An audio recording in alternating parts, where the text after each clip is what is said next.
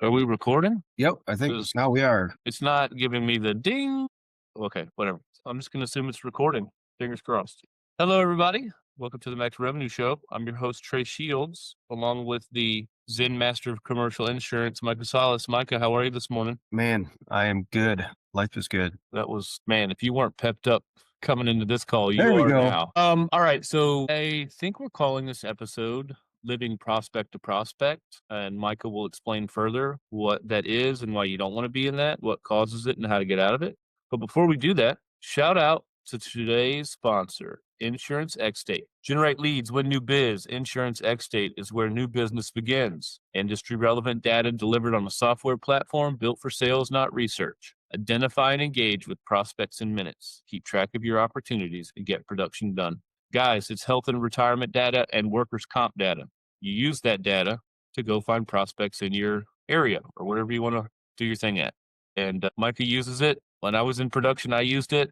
Love it. Think it's the greatest thing ever since sliced bread. Now, let's get into the show. Micah, as you walk off screen, as I'm about to segue to you, what is living prospect to prospect, and why do we not want to do that? You blew my cover, man. No one could even have seen me. Anyways, no, it's a play on, living paycheck to paycheck. And if you've never lived paycheck to paycheck, it sucks.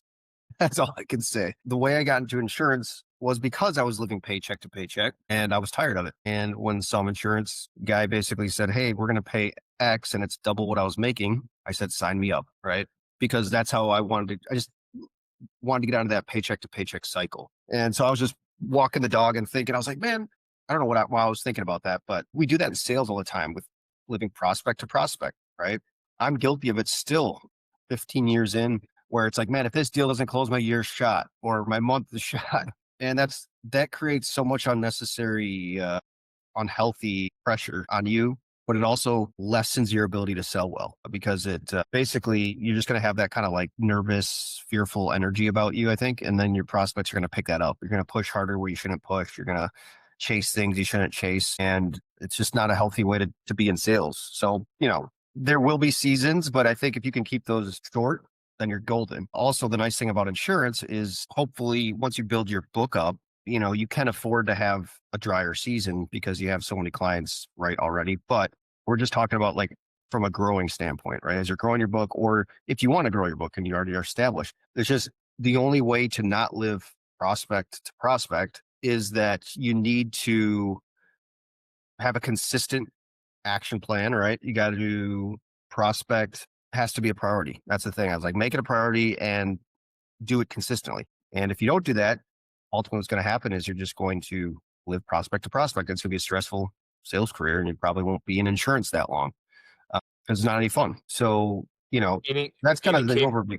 What's that? Go ahead. I'm sorry. No, that's the main thing I wanted to, that's the main theme. We could talk why it happens, how to avoid it, those kind of specifics, but that was just my, you know, message I wanted to share with you guys is like, hey, with this holiday, especially with the holiday season coming up, Christmas, we had Thanksgiving. I'll just tell you what happened to me is I had 3 deals for 12/4, right? So our fiscal year starts 11/1. So going into 11/1, I had 0. I had like 2 or 3 deals fell through for early November. It's like, okay, whatever.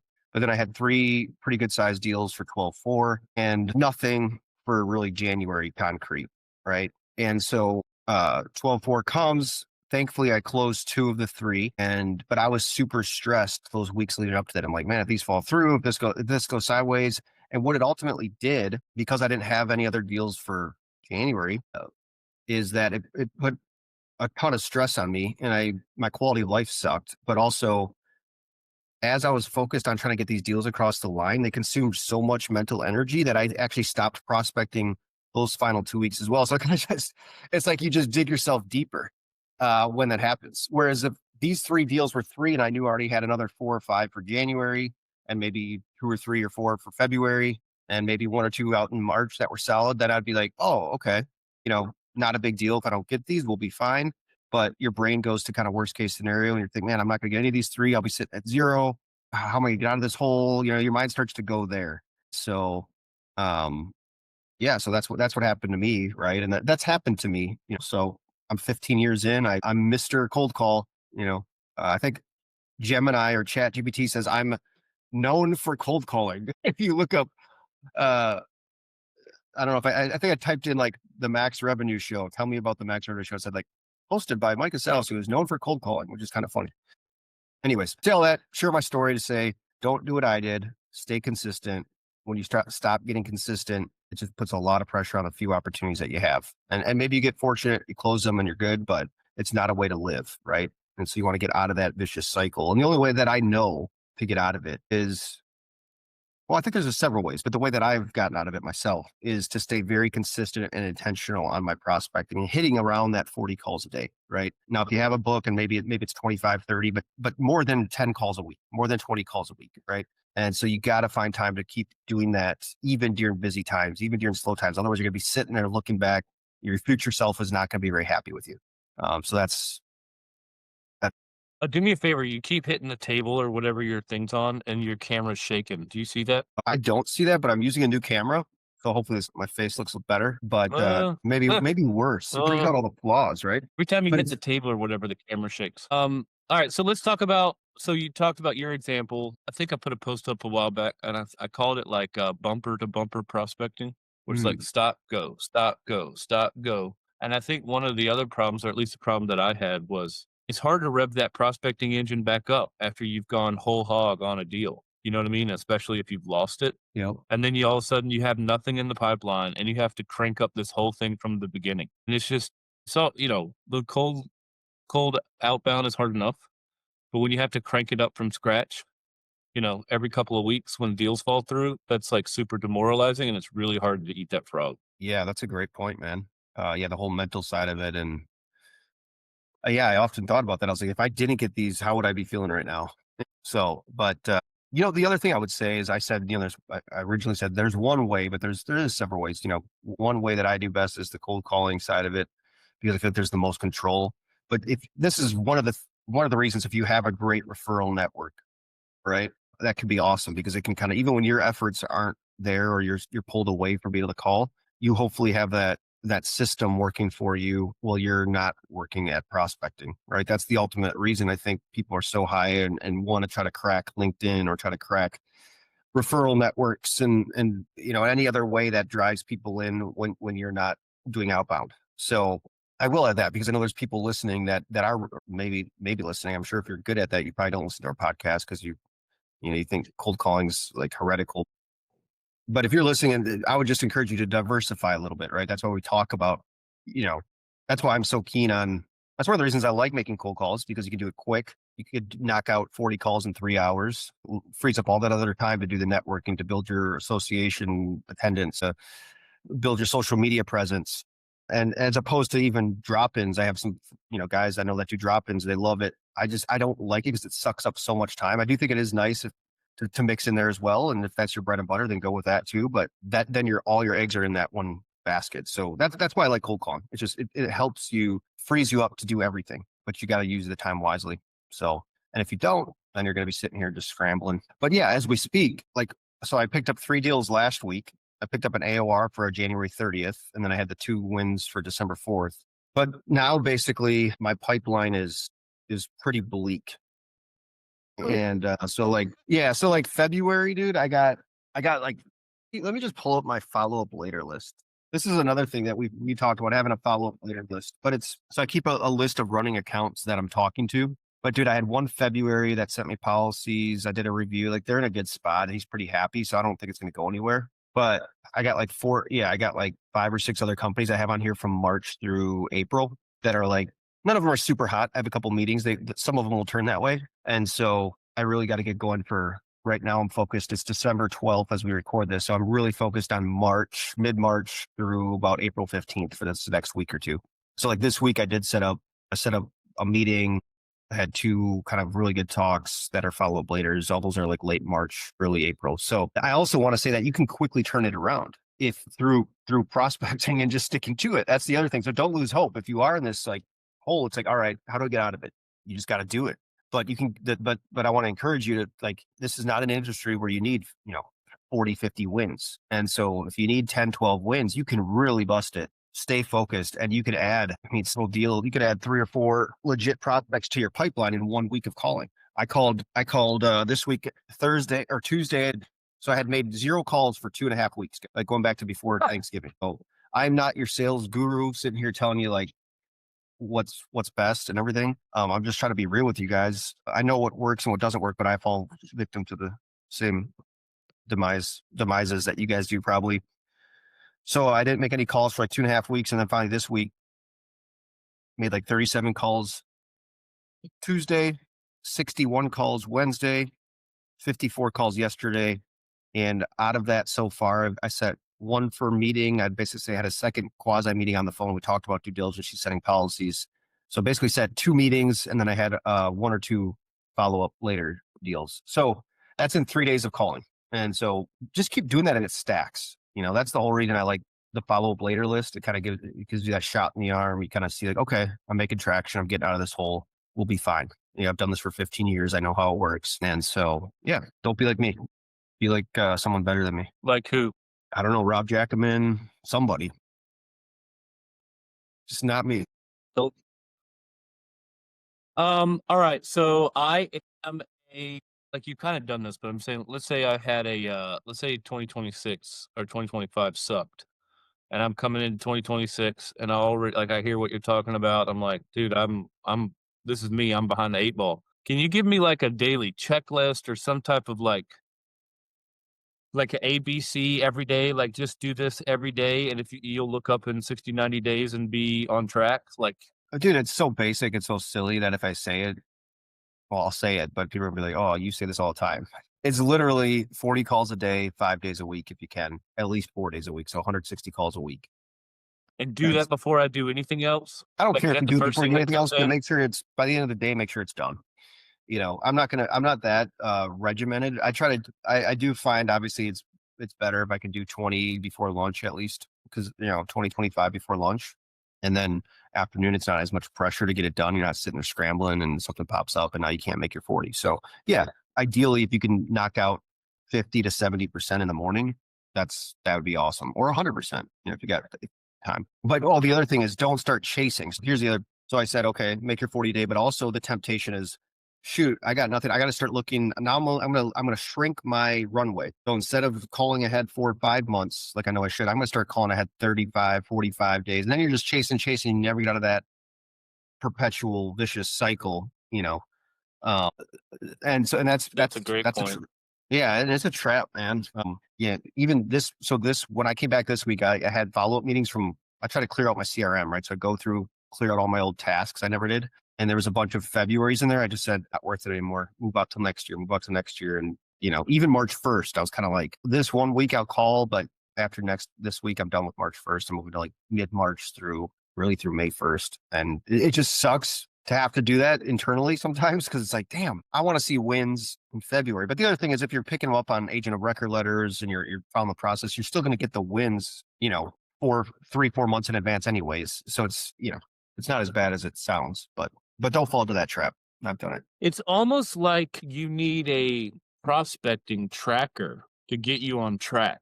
You know what I'm saying? Like, what if there was like somebody should build this? What if there was like a daily activity tracker where I, as a producer, could go in and like just tally my activity for the day, and then it would like gamify it, give me points so that it would hold me accountable to like do it every day. And then it would also show me on this national leaderboard like all these other producers. And then I could see like, maybe even compete against some people around the country. That would be like a super cool idea. That'd be awesome, man. I wonder if that exists or something.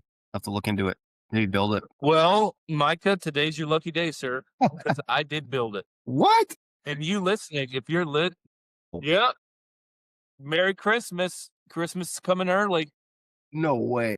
I built an app called playproducergames.com, and it launches January 1st, just in time for the new year. So as you come out of that holiday hangover and you start to feel the anxiety and the pressure to like get rolling for the year, Max Revenue Group has a new app called Play Producer Games, and you can go sign up, and we give you like a 2-week free trial. Just go fart around, see what you think about it, and then if you like it, it's $10 a month, which is nothing, or like $100 for the year. And we've already got a couple of dozen producers in there already, beta testing it out, trying to break the thing so that when it launches January 1st, there's no bugs. But yeah, we're hoping to have a couple hundred producers in there and all competing and, tracking their activity and holding each other accountable. So if that sounds like your cup of tea, we've got it. It's coming January 1st. So hang I'm tight. gonna have to go check that out. That sounds awesome. I'm going to have to go check that out. Wow. What Uh, a cool idea. that's great. That's great. You to kind of bring it back home. Maybe you had asked, "Hey, what should you do every day, right, to get out of this slump?" And I said, just start making 40 calls a day. One of the things around that as well, though, is keep track of your activity, and then keep it on a piece of paper. And then at the end of the day, put it into a producer games, because I'm just telling you, I don't know what it does, but keeping those tallies, making physical checks, having an app that holds you accountable, that you look at your stats every day, it does something different. I can't explain it. It just works, right? Maybe there's some psychological brain reason, dopamine reason. I don't know, but it works. Man, I wanted to lose 10 pounds for the longest time, never could. My buddy's like, I use this calorie tracker, right? I knew that I'd done it like 15 years ago when I was way fat and overweight from drinking too much beer and eating too many foot long, Subway subs, because I thought bread was healthy for me. I got up to 212 pounds, dude, and I got put back down to 187. And I graduated high school, to give you some reference, at about 180, 181. That's where I was at a healthy weight. I got all the way down to 187 in a matter of like 65, 70 days. I don't know what it was. And so I dropped 25 pounds in basically 2.5 months, basically by just calorie counting, right? And so I knew that, but I hadn't done it. Well, fast forward 15 years, and my friend's like, yeah, I just wanted to lose 10 pounds. That was it, and go on there. It gives me, hey, make this many, said, eat this many calories per day, net calories, started putting in my stuff. All of a sudden you're about to enter a snack and you're like, is this worth the 300 calories? It's like, no, probably not. Leave it off. Don't eat it. You look back and then in 53 days or 54 days, I was down 11 pounds, feeling great. And that's just the power of like being intentional, tracking, having awareness. And so what we were talking about is like, should you do it first in the morning? I think if you are tracking your stats, you will be more prone to keep it first, to keep prospecting first, because you will know, like, I could go scroll LinkedIn right now or write a post for 40 minutes, or waste about 30 minutes on LinkedIn. I could go to the water cooler and talk to my buddy. I could whatever. But you look down and you're like, I gotta get my 40 in, right? And that's the power of like keeping track of it. Is that it will be like, it's like me passing up that 300 calorie 1-inch chocolate square. Like, no, I don't need the 300 calories. It's the same thing. No, I don't need the water cooler talk. No, I don't need to go on LinkedIn yet. I can wait. I got to do this first. Right. It's also the time versus reps. You can block out like 2 hours to make cold calls or 2 hours to prospect. And like you get in there and you start making calls, and then this guy calls you, and then you get lost in a LinkedIn rabbit hole, whatever. You look up and you're like, oh man, I did my 2 hour block. That was awesome. But you didn't actually track how many calls you made, right? You might have made 17 calls, Yep. and then also at the end of the week, you look at your total tally and it'll show you like, well, no wonder my sales are behind. I'm trying to make an average of whatever your calls are a week. And it's like, dude, I'm 50% there. Well, no wonder. That's literally, but if you don't track it, you don't know. Same like Yeah. calories, running miles, weights, whatever. I've been tracking my weights and like trying to increase every week. And it's like, if I don't remember what I did.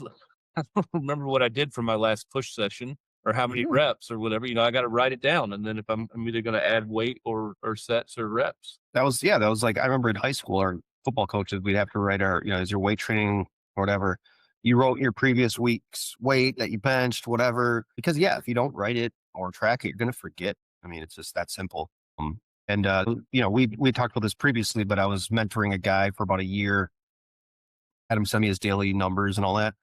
And at the end of the year, we looked back and he thought he was every time I talked to him, I'm making my calls, making my calls. We looked back after a year, there were several weeks where he had no book. He was starting out year one, several weeks where he made only 120 calls, 130. And those aren't terrible weeks, but that's still not the 200, which you have the time to do. That was always my thing. It's like, what else are you going to do?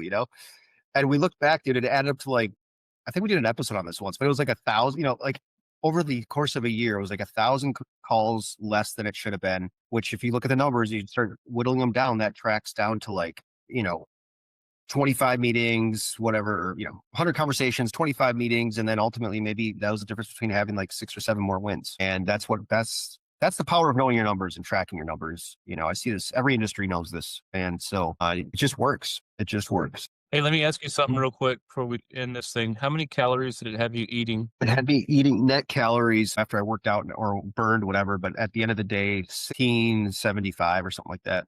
1,675, or I don't know what it was, somewhere in that range. That's insanely low. Hey man, 11 pounds. I didn't have much to, I mean, I didn't have a ton of weight to lose. And I, no, dude, because you gotta realize that I was also working out, right? So basically, I probably was eating and then taking gross calories about 1,900 to 2,000. There's no way you were gaining weight on 2,000 calories a day. I'm just telling you. There's just no way. No, no, I'm saying while I was on this, I lost the weight while I was tracking it.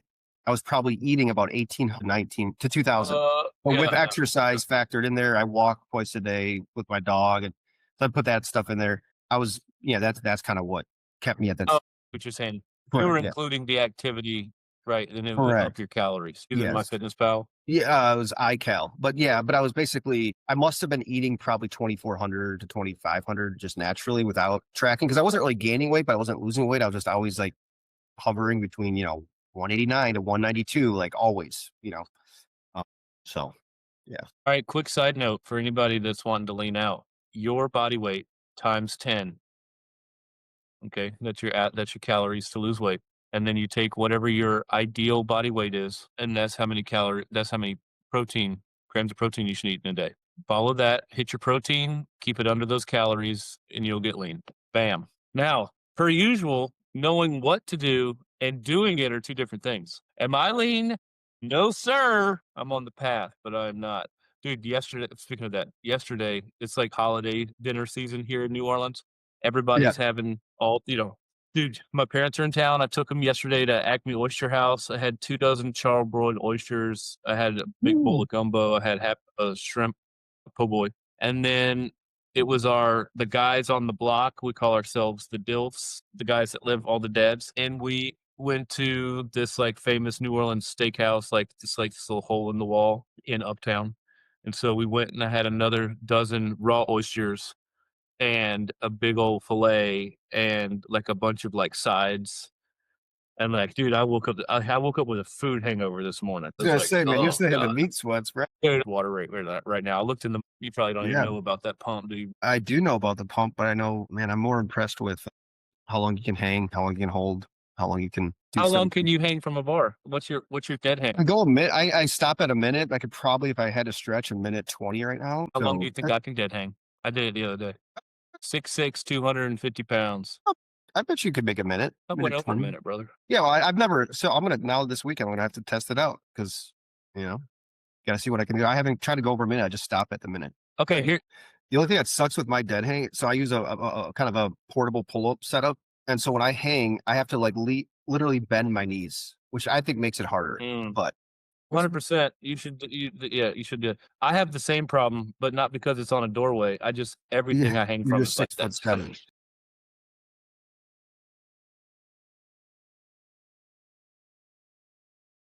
But sorry, Um, guys.